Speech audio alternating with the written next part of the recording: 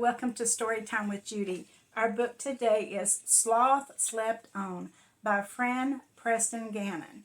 Well, these children find a sloth sleeping in a tree and they've never seen anything like it before. So they do some research to find out what he is and where he came from. Let's find out what they do with that information. And do you think the sloth is going to sleep all the way through it? Let's find out. He wasn't like any other creature we had ever found in the backyard. We asked him his name. We asked what he was doing in our tree. But there was no answer. He was asleep. We had lots of questions, so we set off to find some answers. First, we asked Dad what he thought, but he was busy. We looked in all the books we could find. They were full of pictures and words and places and things, but there was nothing that looked like our new friend. We knew he wasn't an elephant. He didn't have a trunk. He wasn't a tiger either. He didn't have any stripes. He wasn't a horse or a bear. He let out a loud snore. He was still asleep. Perhaps he didn't belong in our backyard at all. Maybe he had traveled for a very long time from somewhere far away.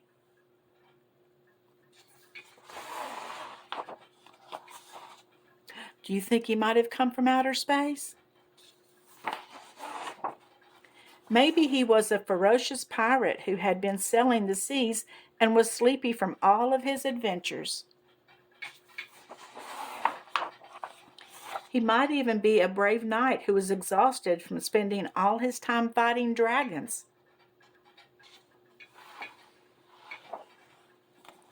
Look! He's not an elephant or an astronaut or a pirate or a knight.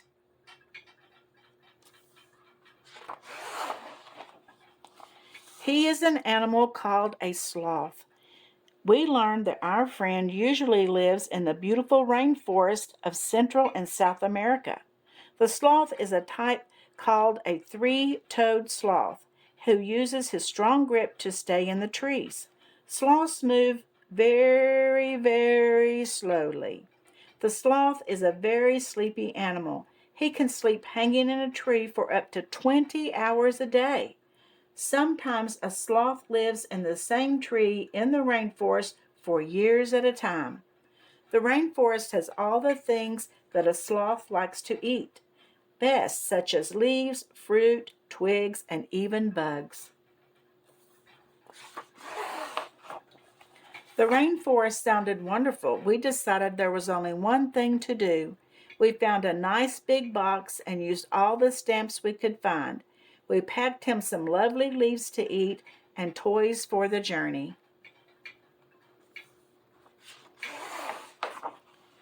We were so happy the sloth had come all the way from the rainforest to visit. We would miss him lots, but we were glad that we would be waking up back where he belonged. Deep in the rainforest, the sloth finally stirred. He had been having the most wonderful sleep. He slowly lifted his head, looked around, and said, "Excuse me, which way is the zoo?"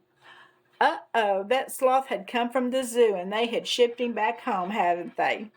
Oh well, he'll probably be happy to be back in the forest instead of a zoo anyway. Zoos are really nice because they allow us to be able to see some animals that we might never have a chance to see in our lifetime. But the animals are always happiest where they in the place they come from, aren't they? I hope that you enjoy this story, and I'll see you again tomorrow. And don't forget to subscribe and like.